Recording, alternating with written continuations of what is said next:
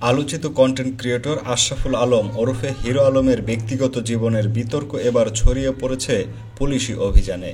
স্ত্রী রিয়ামণি ও content creator এবং বারে নাচানাচির সঙ্গে যুক্ত ম্যাক্স অভি রিয়াজকে হাতে নাতে ধরার পর উত্তেজিত এলাকাবাসী দুজনকেই গণধুলাই দিয়ে থানায় সোপর্দ করেছে। শনিবার বিকেলে রাজধানীর রামপুরার উলন রোডে এই ঘটনা ঘটে। এরপর থেকে এই ঘটনার ভিডিও ও ছবি ছড়িয়ে পড়ে সামাজিক যোগাযোগ মাধ্যমে।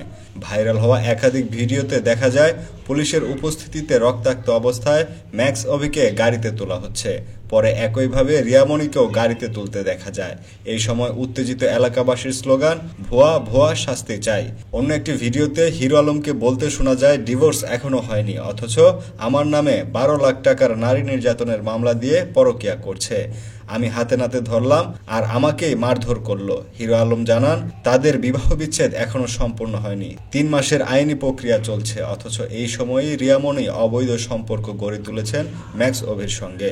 অভিযোগের ভিত্তিতে জানা যায় ওই বাসাটি হিরো আলমের ভাড়াকৃত।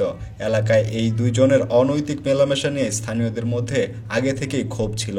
অবশেষে এলাকাবাসীর অভিযোগের ভিত্তিতে হিরো আলম বাসায় উপস্থিত হলে বাকবিতণ্ডা হয় এবং রিয়ামণি তাকে মারধর করেন বলেও অভিযোগ তোলা হয়। এলাকাবাসী সূত্রে জানা যায় ঘটনার সময় বাসায় ম্যাক্স অভিকে খালি গায়ে পাওয়া যায়। এই পরিস্থিতিতে উত্তেজনা ছড়িয়ে পড়ে এবং এলাকাবাসী দুজনকে গণধুলাই দিয়ে পুলিশে হস্তান্তর করে। হাতিরঝিল থানার পুলিশ জানায় ঘটনার পরপরই দুজনকে থানায় আনা হয়েছে।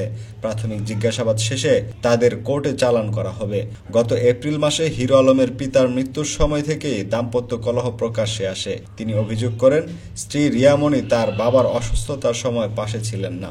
এরপর থেকেই তিনি ডিভোর্সের ঘোষণা দেন এবং ম্যাক্স অভিকে এই কলহের জন্য দায়ী করেন।